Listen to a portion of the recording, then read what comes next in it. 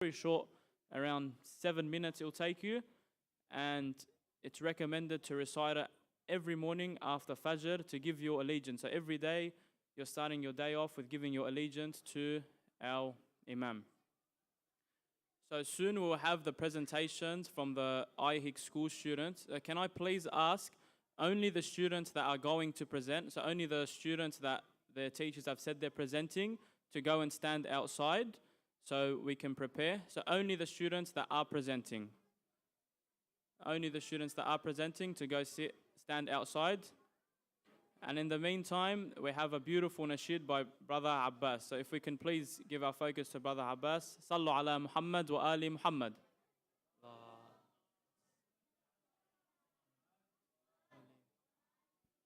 That was a very, very poor salawat. One loud salawat ala Muhammad wa ali Muhammad.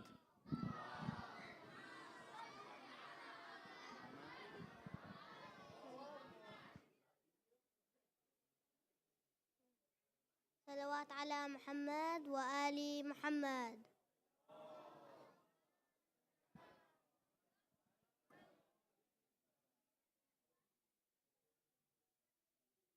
Our leader, the shining star, our leader, our leader, our leader, the shining star, our leader, the final proof of hope, of a stable trusted verb, the final proof of hope, of a stable trusted verb, that takes us to Allah. Promise never be far, never be far. Let me hold on, let me hold on. Imam Mahdi, let me hold on. Our leader, the shining star. Our leader, our leader, our leader, the shining star, our leader. Your ghaib is no surprise, for Jesus left our eyes. Your ghaib is no surprise, for Jesus left our eyes. The secret of your birth, like Moses' hidden birth, hidden birth.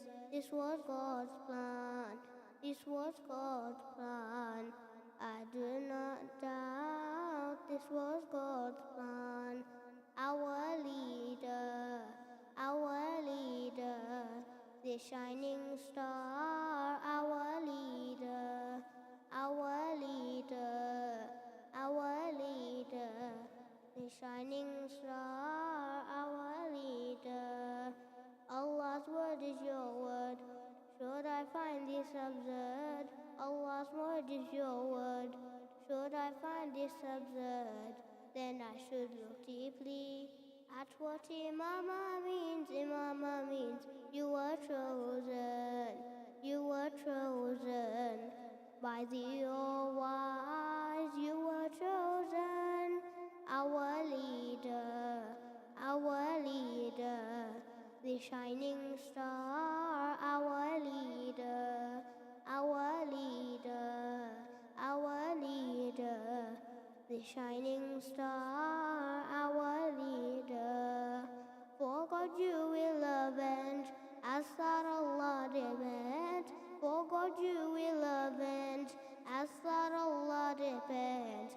On God's command you'll roar, on them you'll declare war, declare war. Inni silmun, inni silmun. Those you're at peace with, inni silmun. Our leader,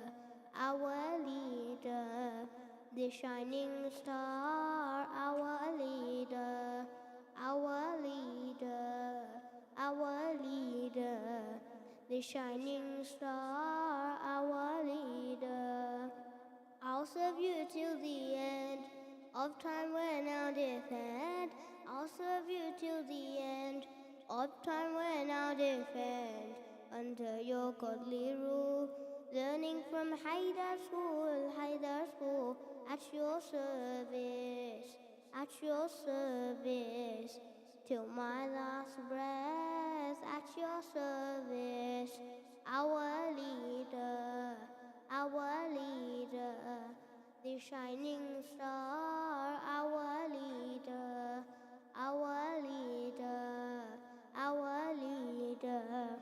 the shining star, our leader. صلوات على محمد وآل محمد.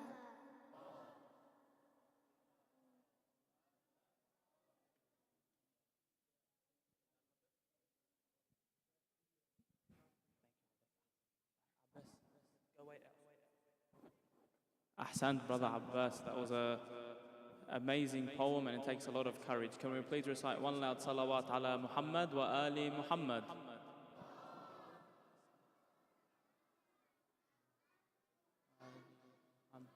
Alhamdulillah and mashallah, we have a big crowd tonight. If I could please ask the brothers and sisters if they have space to move forward so we can leave space for the latecomers to sit in the back. Sallu ala Muhammad wa ali Muhammad.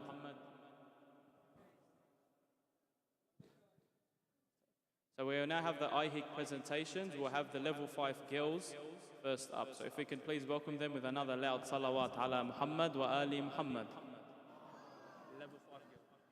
Level 5 girls.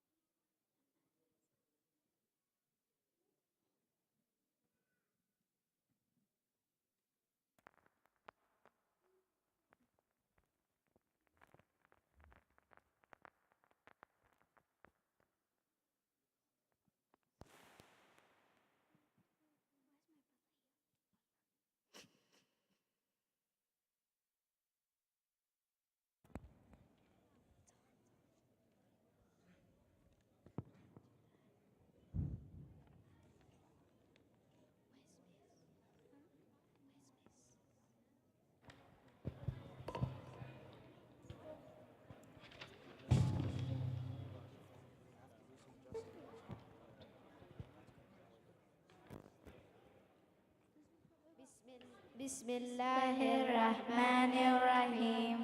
When things go wrong, as they sometimes will, call Imam Mahdi, call Imam Mahdi. He will change that sigh into a smile. Call Imam Mahdi, call Imam Mahdi. He is your savior, your caretaker. You will not be left alone never. If you're ever hurt and you need support, call Imam Mahdi, call Imam Mahdi. When things go wrong, as they sometimes will, call Imam Mahdi, call Imam Mahdi. You change that sigh into a smile. Call Imam Mahdi, call Imam Mahdi. When the road you're treading seems uphill and worries press you downhill, call Imam Mahdi, call Imam Mahdi. Rest if you must, but don't you quit. Call Imam Mahdi, call Imam Mahdi. When things go wrong, as they sometimes will, call Imam Mahdi, call Imam Mahdi. He will change that sigh into a smile. Call Imam Mahdi, call Imam Mahdi. Success is a failure, inside out. You never know how close you are. So call Imam Mahdi, call Imam Mahdi. He's watching over you. If you're confused on what to do, when you're feeling low and you just don't know, Call Imam Mahdi, call Imam Mahdi. say the truth and be kind to others.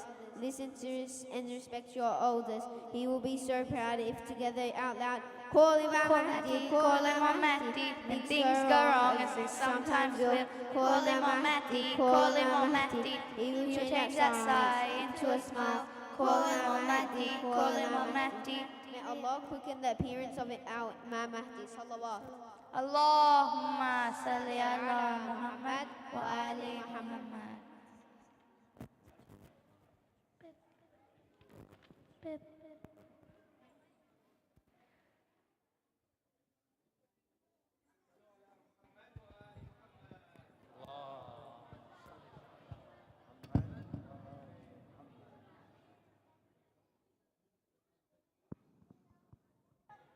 Ahsan.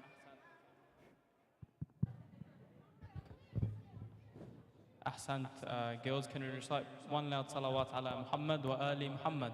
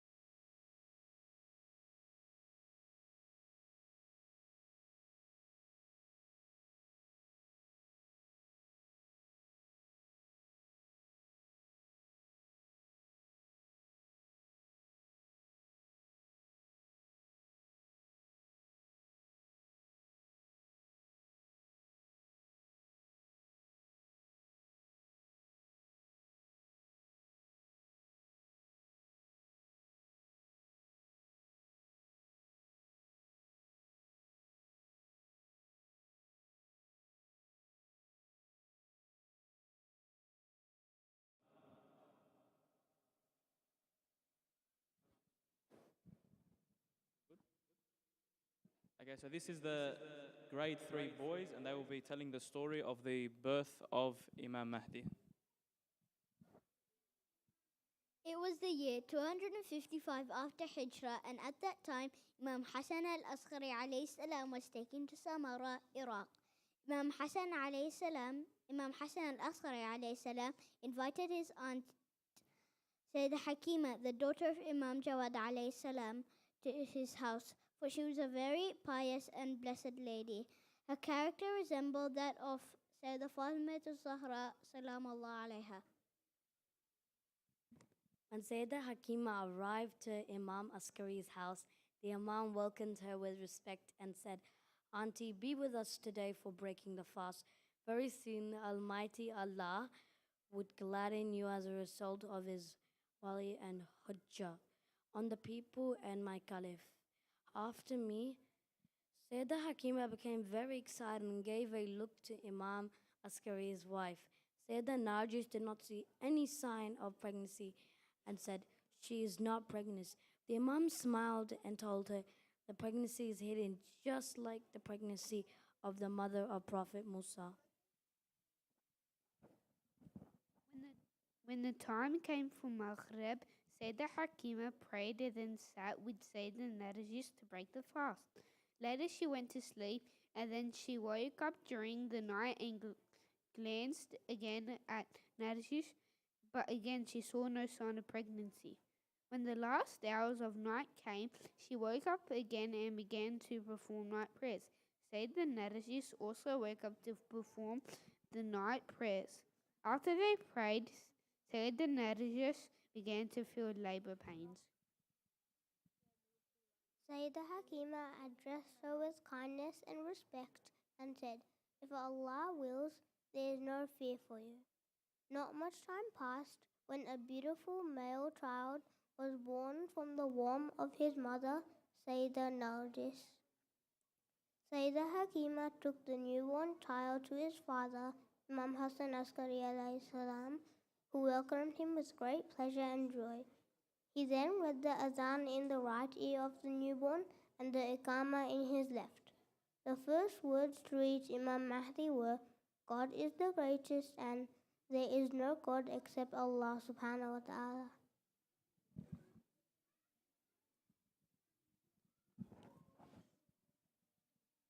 After the birth of his blessed child, Imam Hussein Askari salam, ordered that a large amount of meat and bread be purchased and given among the poor people of Samarra. The Shias learned the birth of the Imam and they were overjoyed upon this news because of the birth of Imam Mahdi alayhi salam. All of the centers and gatherings of Shias were in joy and happiness. Today, we are now 1,189 years after the birth of our beloved Imam. Today, we celebrate his blessed birth as well as the Shia of Muhammad, Ali, and all the Imams until Imam Mahdi ajallallahu ta'ala farjahu sharif. We celebrate and pray that our beloved Imam will return to us once again. Sallu ala Muhammad wa ali Muhammad.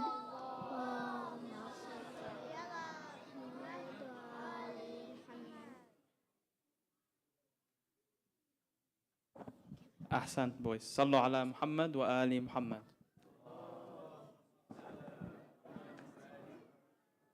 Who's next?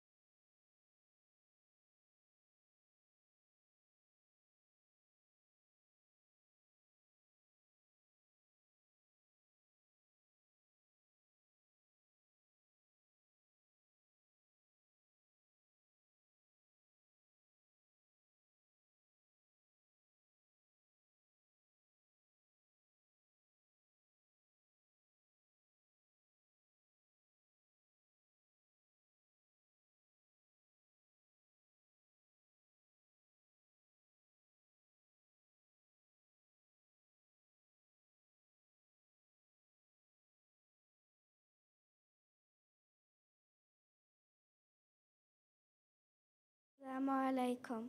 This is a letter that I wrote to my beloved Imam. We know you as the Imam of our time. I cannot wait until you finally arrive. I will try my hardest to prepare for you.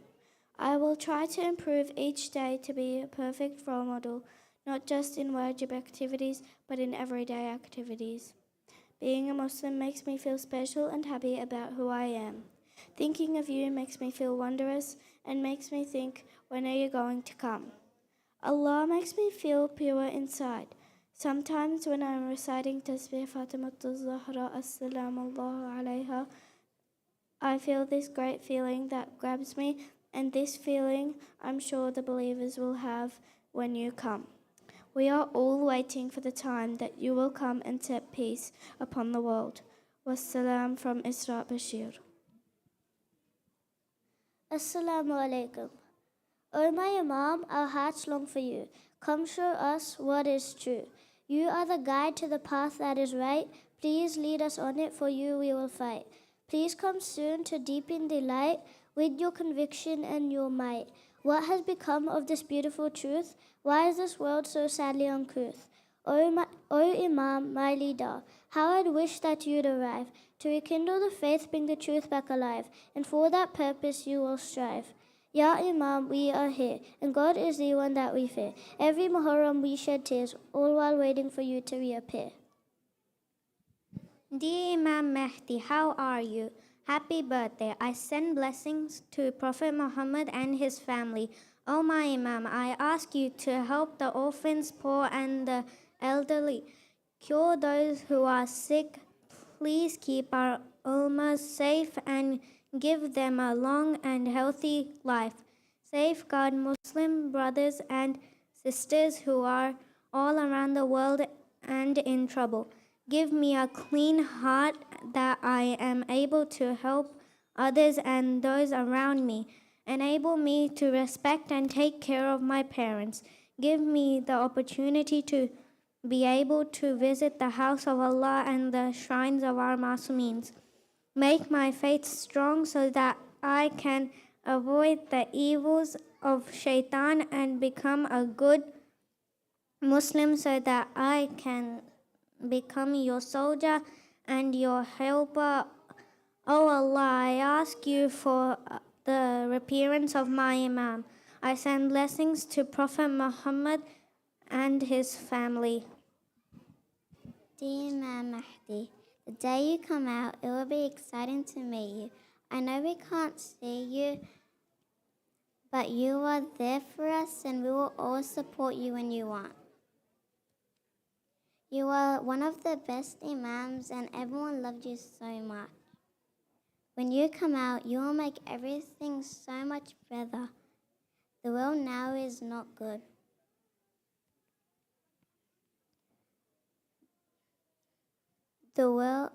The best. But when you come out, it's going to be amazing and the world is going to be the best world you have ever seen in your life. And you are the only Imam left. I remember that you are the best. Thank you for listening. Assalamu alaikum warahmatullahi wabarakatuh, my dear Imam Mahdi. I wish you could come out of your geba. I know for sure that you are going to make the world a better place. When you come back, I study all I can to become the best Muslim possible. O my Imam Mahdi, for you I'll pray all day and night. I promise I will always remember you. Salawat. Allahumma salli ala Muhammad wa ali Muhammad.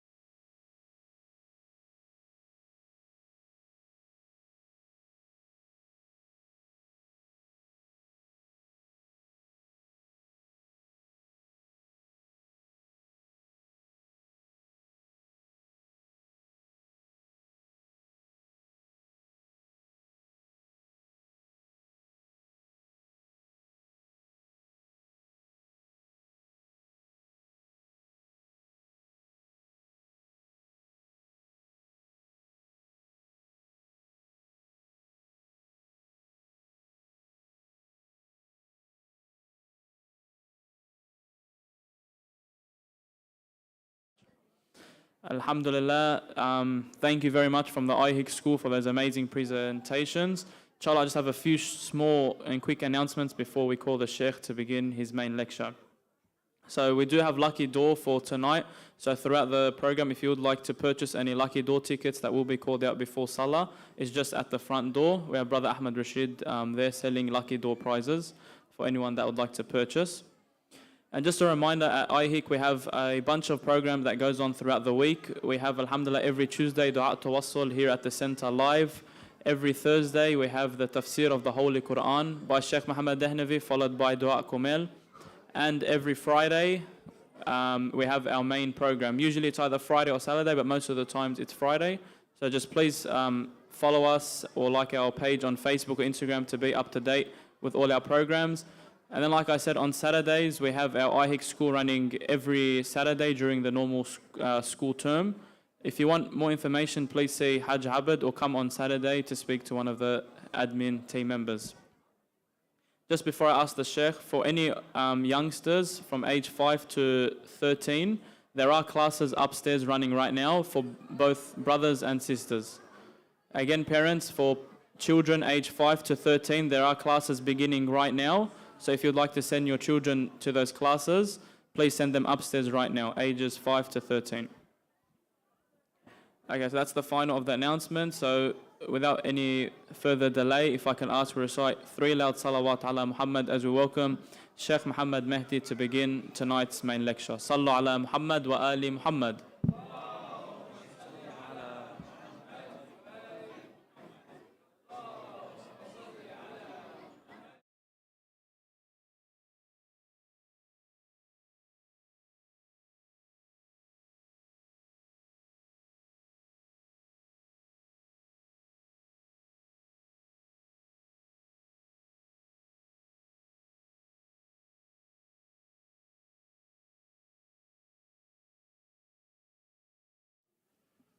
أعوذ بالله السميع العليم من الشيطان اللعين الرجيم بفضل الله بسم الله الرحمن الرحيم الحمد لله رب العالمين الحمد لله والحمد حقه كما يستحقه حمدا كثيرا الحمد لله الذي هدانا لهذا وما كنا لنهتدي لولا أن هدانا الله اللهم لعن أول ظالم ظلم حق محمد وآل محمد وآخر تابع له على ذلك اللهم لعن العصابة التي جاهدت الحسين وشايعت وبايعت وتابعت على قتله اللهم لعنهم جميعا ثم الصلاة والسلام على خير خلق الله أجمعين محمد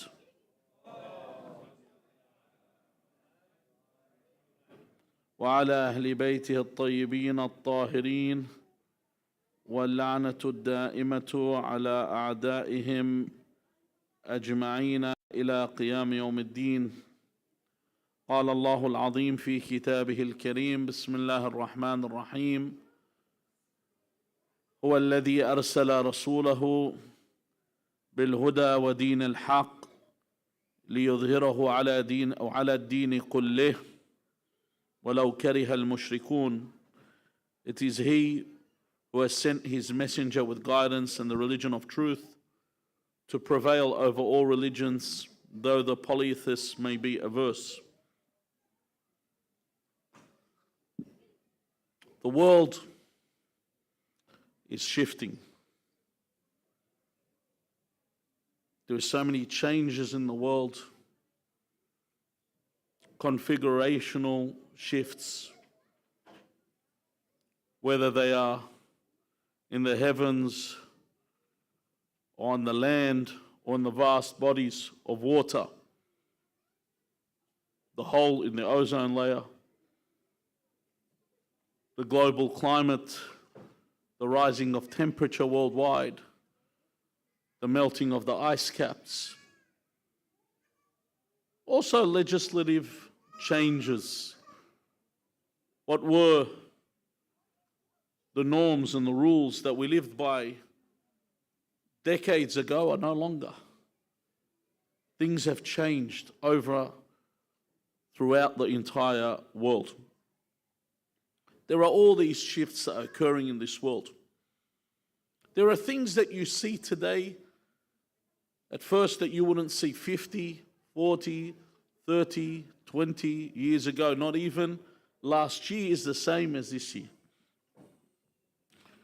When would you ever see in the Christian world where they would have someone that is cursed in their Bible, someone that adheres to the acts of Sodom and Gomorrah, on television, vilify their God in one of the most gross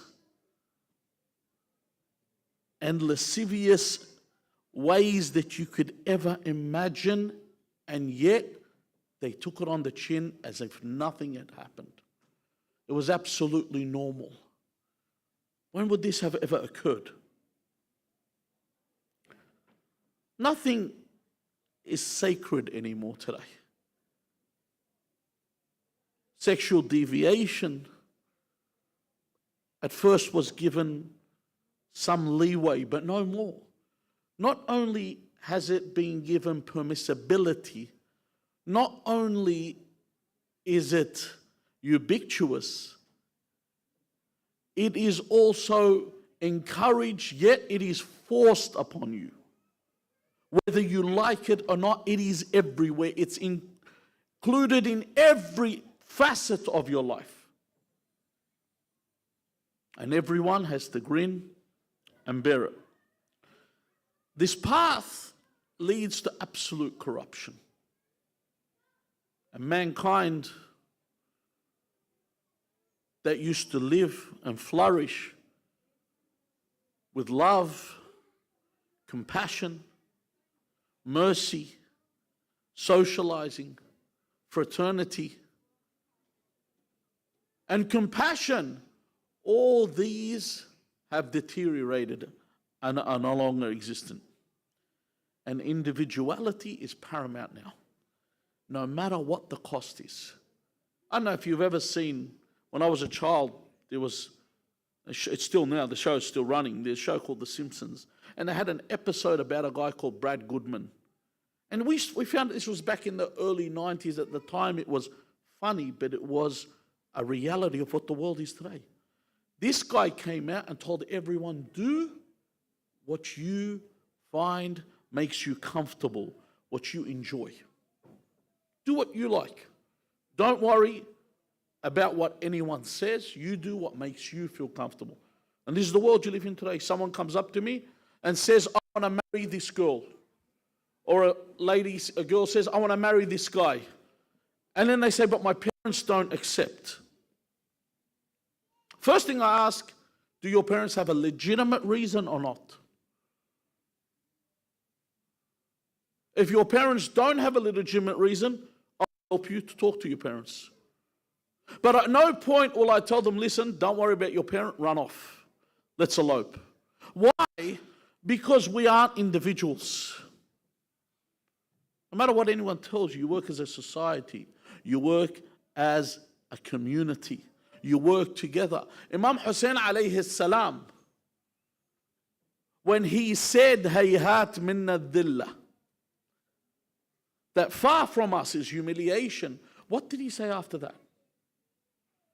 He said, يَأْبَى اللَّهُ لَنَا ذَلِكَ وَرَسُولُهُ وَالْمُؤْمِنُونَ. That not only will I not be humiliated, Allah doesn't accept this from me. Why? I'm a Muslim. I belong to Allah's team. I need to worry about what Allah thinks. Nor does His messenger accept this. I'm a Muslim that follows the message of Rasulullah. Nor do the believers accept this. I represent something. I belong somewhere. I don't live on my own. I don't want to do something because, I want to marry this person because it makes me happy. Is that what things are measured upon? Imagine I walk in to a company and I say, listen, I want to be the CEO of this company. They say, well, I go, look, it makes me happy. Oh, why not, sir? Here's your desk. You know, how many PAs would you like? It's not the way it works. The world doesn't work like that. The world doesn't function like this. It's not about you.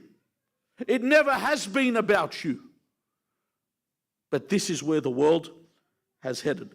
And the reason behind this is Western ideology. This capitalist thought of where everyone is subservient to the dollar. It's like a bondage to the actual dollar. Servitude to the dollar. They are servile to the dollar. Everything has to do with capitalism. Okay, people may say technologically we have advanced, I accept. Our technology is advanced. We have progressed so much, but that's all. Everything else we have regressed. And that's why you see every individual in the world is living in angst. How often do you sit with someone and they're actually happy? Everyone's miserable. They don't know where to look. You know how often people call me and they ask, they go, I want to leave this country. I say, where are you going to go? What do you think over there? It's better. Do you think everywhere else in the world's better than here? It's everywhere. This decadence has spread. Every corner of the world, it's there. And they call this what? Freedom. It's funny, they say it's freedom, but this freedom's not unlimited. This freedom is limited to indecency. You're free to be as indecent as you want. You're allowed to wear a minimal amount of clothing as you want. You're allowed to engage intimately with not whoever you want, with whatever you want. And that's all it stops. That's the limitations. But you're not entitled to free speech. If you're a journalist that speaks the truth, you're called a blogger. If you're an atheist, genocidal scientist, you're called a what? A scholar. When I say atheist, genocidal, someone like Sam Harris, who is a neuroscientist, who calls for genocide of Muslims, to eradicate Muslims, is called a scholar, and he's praised. He doesn't say Muslims, he says certain people should be eliminated. But it's understood who he refers to.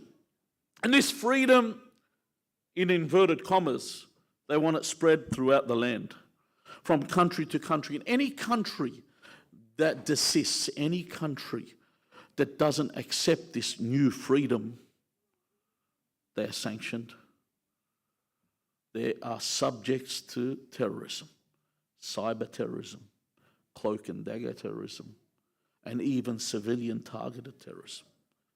If I do not roll out the red carpet and say, please bring this freedom to me. This democracy that they call it has lived throughout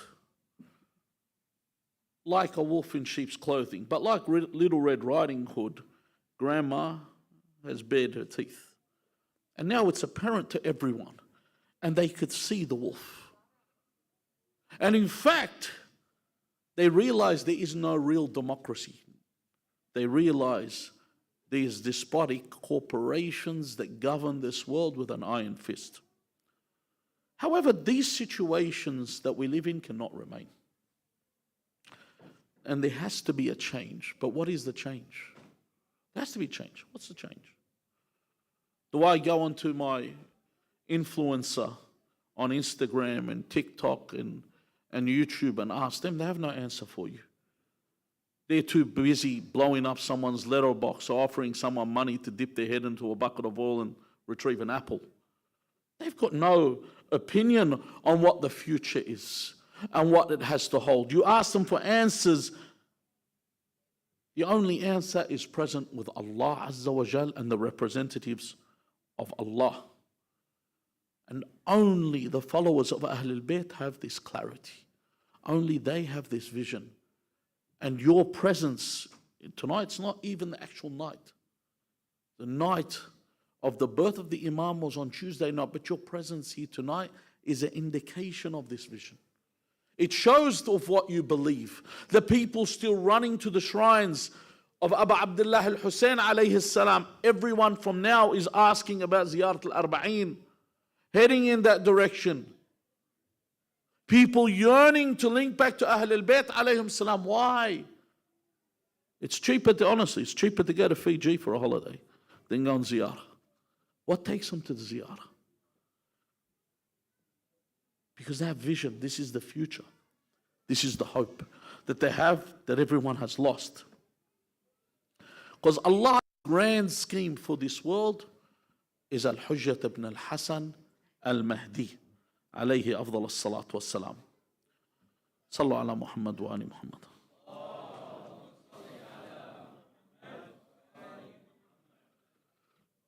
Brother promised me some water, but for some reason it's an invisible glass. Probably sent John Cena to get it for me, but anyway. Okay. The Imam Sahib al-Amr is the only hope for mankind.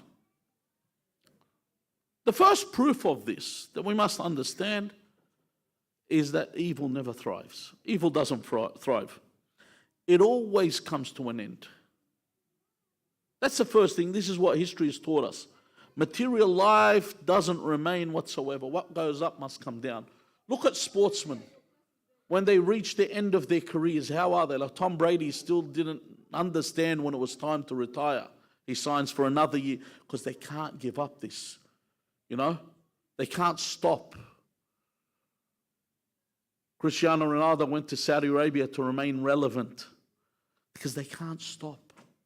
They want that fame to remain, but they know in the end it comes to an end.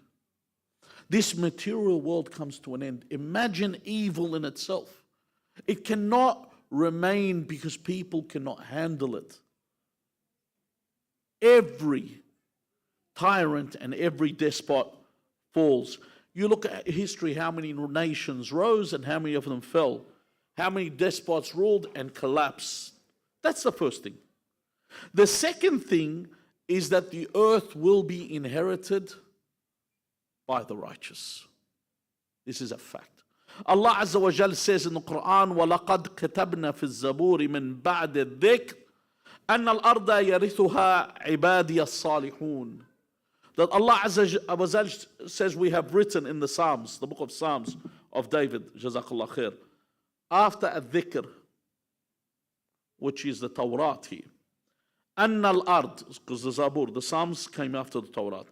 يرث الأرض يرثها عبادي الصالحون. In the Psalms of David, it's still present today if you find it. He says, for evildoers shall be cut off, and but those who wait on the Lord, المنتظرين للإمام صاحب الأمر, listen to the verse. But those who wait on the Lord, they shall inherit the earth. This is what the verse Allah is mentioning. That it was written. And it remains that the righteous will inherit the earth. They will govern the earth. They will make the decisions on the earth. They will all be made by the righteous. And this will be the way. And it is the only way that everyone will follow. There's no other way than this. Only the Creator and His subjects will be ruling the earth. And the wiratha is a takeover. It's new ownership. You know, have you come into a shop that says under new management? Under new management. The whole earth will be under new management. Imam Sahib al-Amr will bring knowledge that will send everyone into a spiral like his predecessors did. You know what they call the Dark Ages? Was when Islam had brought was the Dark Ages in Europe. But Islam brought all the knowledge. You know? When the Muslims were using the astrolabe, is astrolabe. Astrolabe. The astrolabe, isn't it? No, astrolabe. Come on, isn't anyone that looks at the stars? The Westerners were using the sextant and the octant, whatever they were using back in those days to look at the stars. Afterwards, so many years later, the Muslims had everything with the knowledge respective of the stars and light and understanding of vision, the understanding of everything, mathematics, and it's everything that's got to do with the sciences of the world all came from the predecessors of this Imam, his forefathers, what he will bring. You know, have you ever heard people come up and they ask, is that true when Imam Mahdi comes that all the guns will stop firing? And I said, no, that's not what it is. Today, the gun is obsolete. In Australia, it works because in Australia, no one's carrying anything. But if you are to go to war today with a gun, it doesn't do anything to someone sitting in Washington, D.C., controlling an unmanned drone in Pakistan while he's in Washington. You can't even see your enemy. The world we live in today, a gun is obsolete in war. But what the Imam will have will make everything you see today as nothing. And imagine someone comes in with a corded telephone, and then you come and show him a smartphone. And he says, what's this? What's this sorcery that you brought forth? They don't understand. Imagine what the Imam will have when he comes. And the world will transform from a corrupt world into a righteous world. Imam Abi Ja'far al-Baqir alayhi salam says about that verse, قوله عز وجل أن الأرض يرثها عبادي الصالحون, that the earth will be inherited by the righteous. Who are they? He says, هم أصحاب المهدي في آخر الزمان. This is not al-Mahdi, it's his companions. The companions of the Mahdi have this position. Imagine Imam Sahib al-Amr. They are the ones that will inherit the earth. They are the ones that will rule on the earth. Someone might say, this is far-fetched. Sallu ala Muhammad wa ali Muhammad.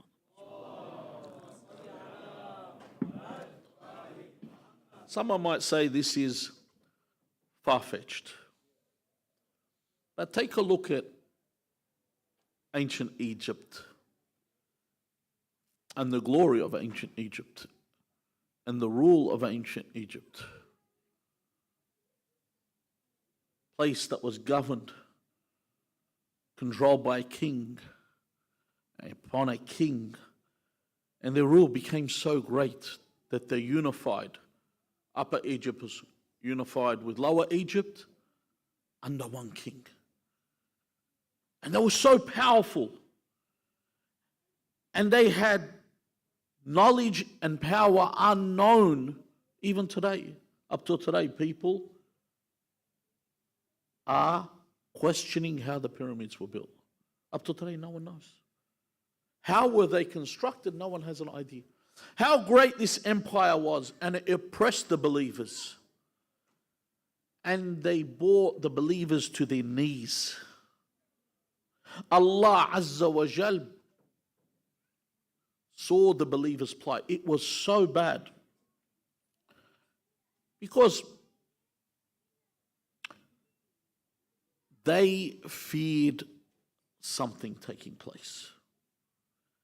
There was a prophecy, a dream that Pharaoh saw.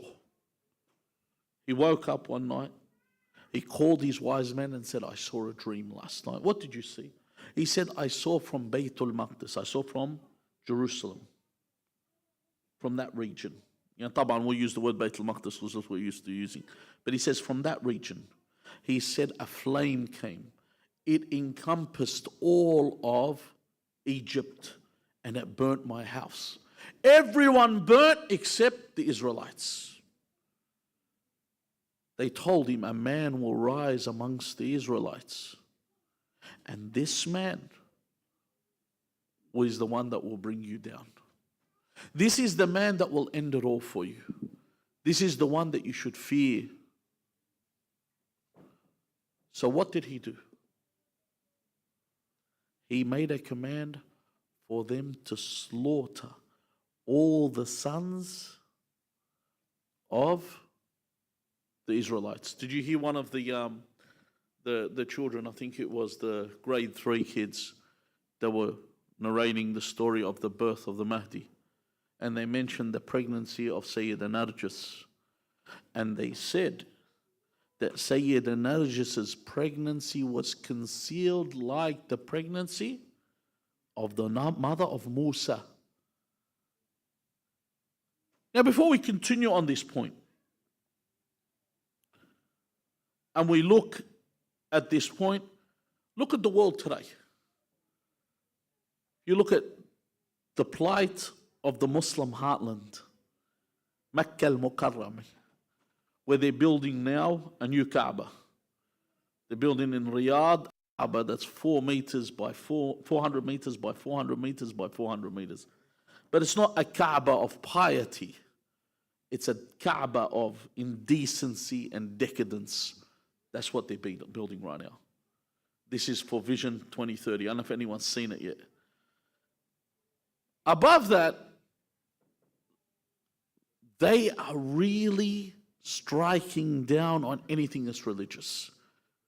And they're bringing, I've mentioned this point before, but I really want, if anyone has any free time to look at a video, just try and find the one without any expletives in it. But the video of Lil Wayne being interviewed when he went to Saudi Arabia. He went to go sing there. If anyone's ever seen Lil Wayne, if you Google this guy, and I've mentioned this point as well, I wouldn't even put this guy in my recycle bin. I'll put him straight in the red bin. Like, if you look at this guy, he looks like he hasn't been bathed, like a stray dog. This guy went to Saudi Arabia and was given the royal treatment. This is what the money of that country has been used for. And you look at the state of Palestine right now. It's still the same state where, people are being killed every day. Children are being arrested. You look at the state of Yemen, where you don't even know what's going on. Everything's just been silenced. And all these, you realize that this is a similar kind of tyranny that rules the world. But the difference with the slaughtering of the men, as Pharaoh did, slaughter the men, they've gone on a different path here. They haven't destroyed the males of this world. They have destroyed masculinity in this world. Men have been emasculated. Men have, when I go into the shops and you see a box of nappies and it's got a guy changing the nappy on it, I look at it and I said, where are we now? Where are we now? Where's the world we look at now? If you say something like this, like, oh, you're just a male chauvinist. I'll go, if that makes me a male chauvinist, then I'm proud. If that's what you think that makes me. Men have been emasculated, and this is the role, to absolutely kill masculinity, to remove it completely, to the point where they've convinced men that they can have children. They say, you can get pregnant, you can have children. Yeah, have you noticed they say, when you talk to a guy and he says, we're pregnant. Go, who's pregnant? He says, we're pregnant. Your wife's pregnant. What do you mean we're pregnant? What is it, a collective thing? What, are you going to share the pangs of labor with her too? This is the world you live in right now. There's no more masculinity. They've destroyed it. They've emasculated men and they've empowered women. To the point where, have you seen I don't know if you've seen the admiral of one of the admirals in the US Navy? It's a guy wearing a dress. And you imagine, you just watch and you go, seriously? What's next?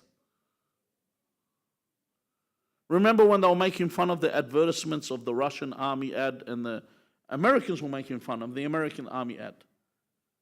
They've actually removed everything from men. They've made men deviate. A man's not supposed to look like a man anymore. Take a look at yourselves. How many of you pluck your eyebrows? How many men sit there and shave their legs? Really, let's be serious. You sit there, they've got the smoothest legs.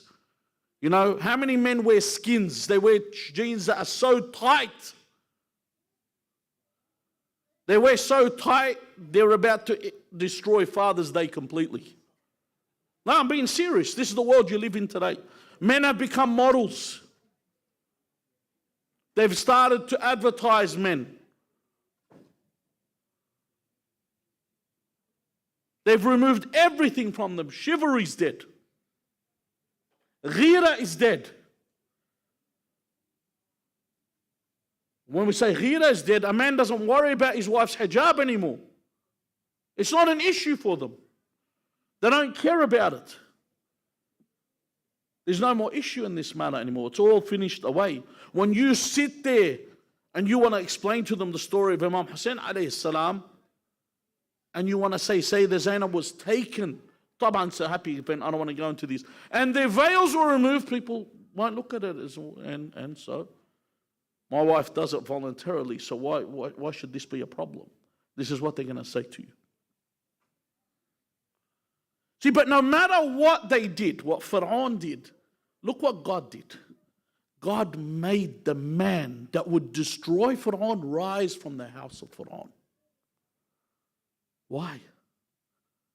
Allah did it to show him who is in charge. I'm in charge. This is the hope we have. No matter what they plan, Allah has a bigger plan. And this is why the West is hell-bent on sexual deviation. They want to make it all over the world, and it is an agenda, make no doubt about it. There's no one here that actually believes in what they say. They are fully pushing this because they want to destroy the function of males in society completely. Eradicate them. And all those that stake the claim, and this is freedom and this is liberty, where is your religious freedom? Do you have religious freedom? Do you have an opinion today? Go out there and give your opinion religiously.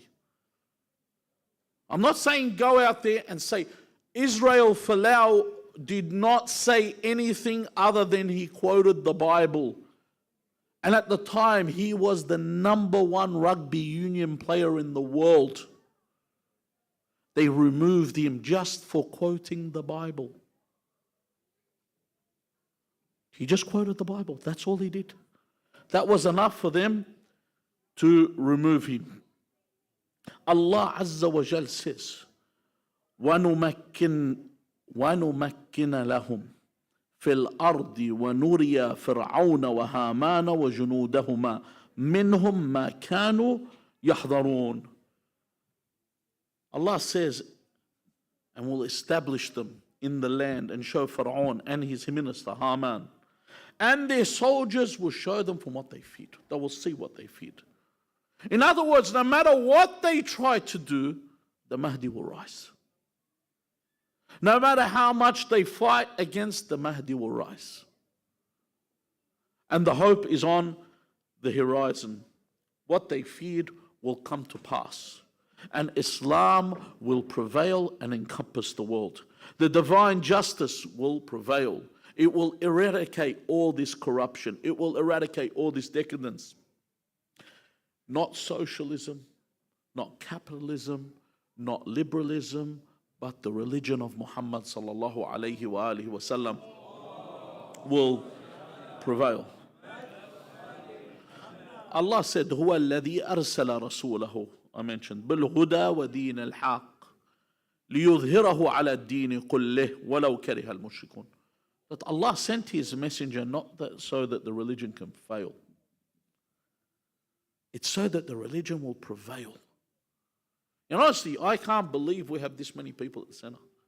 With every center right now. You go, I can't believe that you go Ziyarat al-Imam al-Hussein on the day of Arba'een and it's packed. I can't believe you go everywhere it's packed. Why? Because of the war on Islam. The war on Islam is so big. Yet the Muslims keep growing in number. You know, honestly, on the birth of Imam Sahib al-Am, I was looking at some images in Lebanon, and they put all these candles on the balconies and the windows and light them, and there's no electricity there.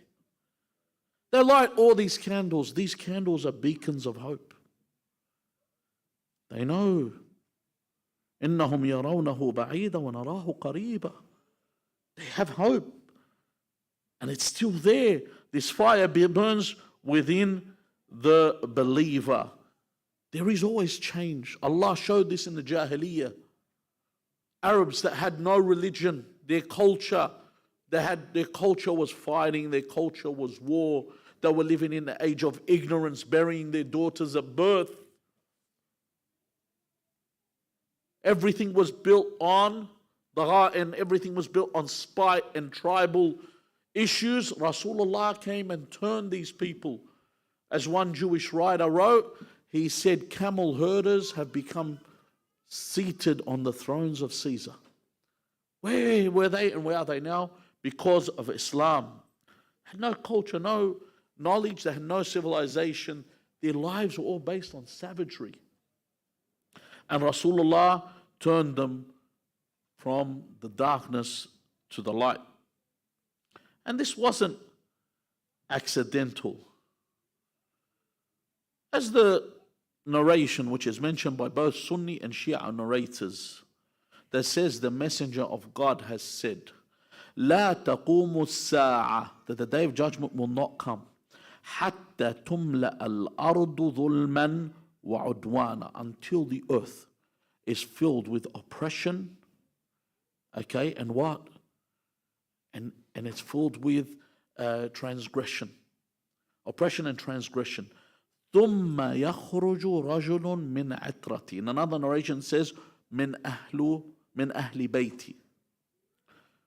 That until a man from my progeny or from my household, he says, يملأها قسطا وعدلا. He will fill it with equity. He will fill it with justice. كما ملئ ظلما وعدوانا. Like it was filled with what? With oppression and corruption. This whole world will, with Imam Sahib al-Amr, be filled with equity and justice. He will not slaughter people. You know, a lot of people come around and think, Imam Mahdi comes, it's World War VII, whatever we're going to be up to by then. There's going straight. No. Because look, firstly, the Quran is what? Does the Quran cease when Imam Mahdi comes? Or is the Quran perpetual? I'm asking you. Perpetual. Why? Rasulullah says that they will not come apart, Ahlul Bayt in the Quran, حتى يرد علي الحوض, until the day of judgment, when they're with me. The Quran's forever. Allah says in the Quran, وَقَاتِلُوا فِي سَبِيلِ اللَّهِ الَّذِينَ يُقَاتِلُونَكُمْ. Fight in the way of God against who? Everyone you see. Fight whoever fights you. Whoever comes to fight you, defend. Don't just stand there and wait to be killed. Fight to defend. And then he says, وَلَا تَعْتَدُوا. And do not be the ones that begin. Don't be the agitator. Don't be the one that begins. Don't be the aggressor. إِنَّ اللَّهَ لَا يُحِبُّ الْمُعْتَدِينَ. Allah doesn't like the aggressors. So Imam al-Mahdi, would he be an aggressor? God forbid. Of course not. Islam of Ahlul Bayt, and I'll put it in brackets, of Ahlul Bayt, wasn't spread by the sword. You know, the other, whatever Islams, as you saw Daesh, will show you how Islam was spread. You know, their form of Islam. The Islam of Ahlul Bayt was never spread by the sword. Because Islam cannot be forced. The Quran says, La ikraha fi din. There's no compulsion in religion. And no one will be compelled. To the point that even the unbelievers will still be alive during Dawlat al-Imam al-Mahdi. There will still be Christians on the earth. There still will be Jews on the earth. They'll still be. They don't have to follow. Just like Rasulullah. Was there Christians and Jews living in Rasulullah? Of course there was. Rasulullah didn't come and say, listen, you either become Muslims or we kill you all. No. You're here. Allah has given you permission, all of us, to live on this earth. No one's compelled to follow Islam. However, who will call the shots? Imam al-Mahdi will. So that means there won't be higher tax rates for the poor and lower tax rates for the rich. Corporations will be accountable when they force people to take certain medications that aren't fit for them. When someone is to spread a disease, they're the ones that are culpable. They're not ones that are let off the hook. When you go to war or you try and intimidate someone, you are accountable. Not if I'm too big, I'm unscathed, I'm untouched. Like the ones that spent their time at Epstein's Island and for some reason haven't been brought to account. Under the rule of the Imam, everything will change. And this is the hope you have to have. This is why you're here. That when the Imam comes, everything will change. It will be the end of deviation. It will be the end of oppression. It will be the end of decadence. There will actually be the right to speak what is truth without being taken from your job and your livelihood. And you'll have a right to stand. We ask Allah Azza wa Jal to hasten the reappearance of our Master Al-Hujjat ibn Al-Hasan Al-Mahdi, Arwahuna Fidah. We ask Him to grant us the opportunity to serve Him and to stand beneath His standard and be martyred by His side. Bismillah ar-Rahman ar-Rahim. Allahumma salli ala Muhammadin wa ali Muhammad. اللهم قل لوليك الحجة ابن الحسن صلواتك عليه وعلى آبائه في هذه الساعة وفي كل ساعة وليا وحافظا وقائدا وناصرا ودليلا وعينا حتى تسكنه أرضك طوعا وتمتعه فيها طويلا برحمتك يا أرحم الراحمين. وإلى أرواح المؤمنين والمؤمنات وإلى أرواح موتاكم جميعا ولقضاء الحوائج وقبول الأعمال وشفاء المرضى وغفران الذنوب وتعجيل الفرج وحسن العاقبة. رحم الله من قرأ سورة المباركة الفاتحة مع الصلوات.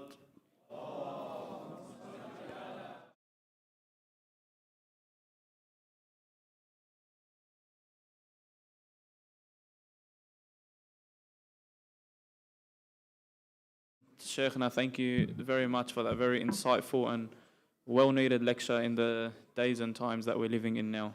Thank you, Shaykh. Sallu ala Muhammad wa ali Muhammad.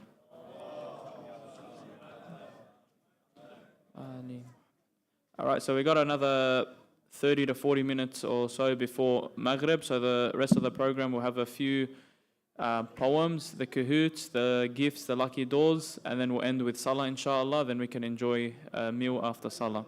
If I can ask Sister Manessa to please begin to make her way to the front to say a small poem. Sallu ala Muhammad wa ali Muhammad.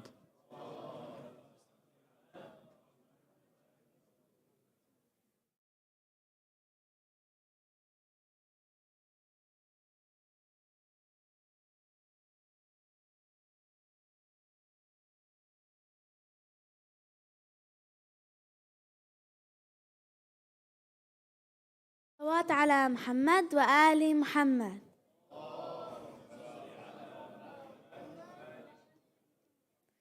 My eyes have lost their vision and sight. Days and months, my tear-filled eyes I've wiped. When will a reply be given to me? When will your brilliant face I see? O 12th petal of Zahra's flower, on the seekers of truth Allah's blessings do shower. O beloved, without you how may I survive? Your guidance I require throughout my life. I am a vine and you are my support. May I be sacrificed for you, you are my fort.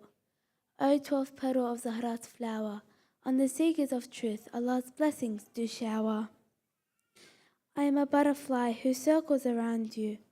My bond of love every day I renew. Friday supplications have become cries of distress. Till when, O beloved, must my wails I suppress?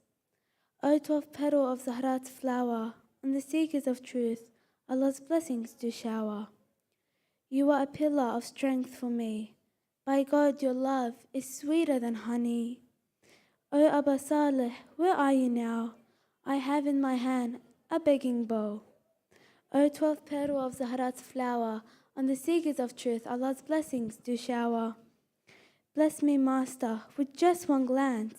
Your love in my heart has deep resonance. Awaiting for your warmest reply, I seal this poem with a tear in my eye. O 12th petal of Zahra's flower, on the seekers of truth, Allah's blessings do shower. Salawat ala Muhammad wa ali Muhammad.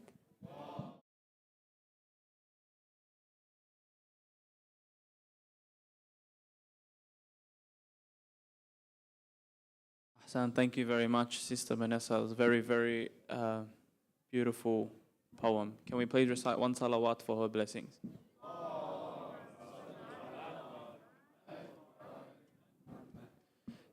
If we could please welcome Brother Nasser for another poem with one of your loudest salawat ala Muhammad wa ali Muhammad.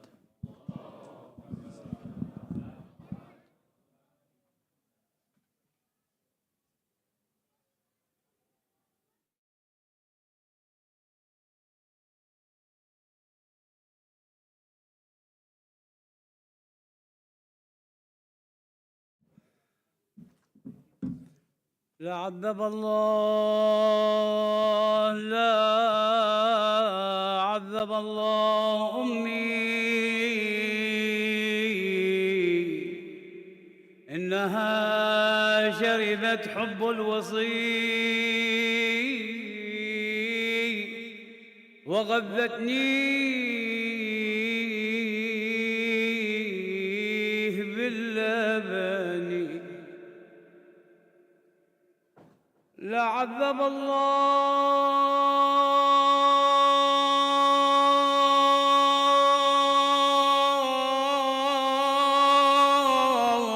الله منها شربت حب الوصي حب الوصي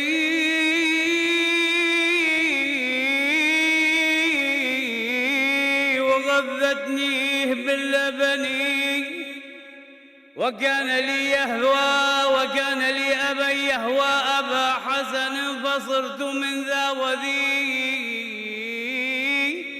أهوى أبا حسن صلوات اللهم صل على محمد وآل محمد. ما شاء الله, more than 100 people inside. The salawat for 10%, 5% for Sheikh, 5% the rest.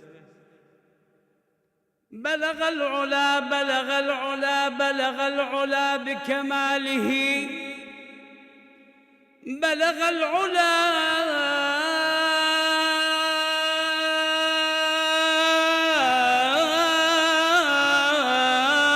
بكماله كشف الدجى بجماله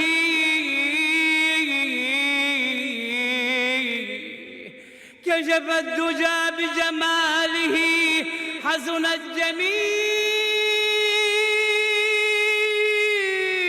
الجميع خصاله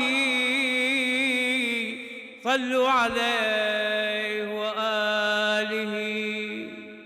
اللهم صل على محمد وآل محمد. أحسنت أحسنت يا علي يا عظيم. بسم الله الرحمن الرحيم. متى ترانا ونراك يا مولاي يا صاحب الزمان. متى ترانا ونراك يا صاحب الزمان. يا خليفة الرحمن يا إمام الإنس والجان. الأمان الأمان الأمان يا صاحب الزمان يا صاحب الزمان. صلوات اللهم صل على محمد وآل محمد. أروي إليكم مولد 12، أروي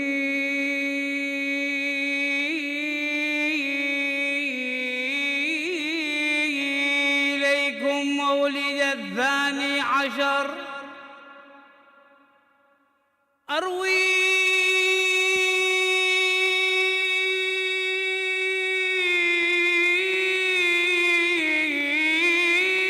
إليكم مولد 12 القائم العدل الإمام المنتظر صلوات اللهم محمد.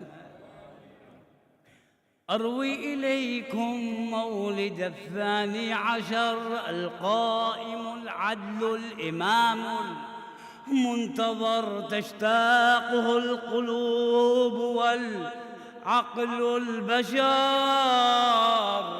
الصاحب المقدام والمؤمل وهو الإمام موعود المنتظر. اللهم صل على محمد. وفي الختام دعاء صاحب العصر والزمان. اللهم صل على محمد وآل محمد. اللهم كن لوليك الحجة بن الحسن صلواتك عليه وعلى آبائه في هذه الساعة وفي كل ساعة وليا وحافظا وقائدا وناصرا ودليلا وعينا حتى تسكنه أرضك طوعا وتمتعه فيها طويلا برحمتك يا أرحم الراحمين. صلوات.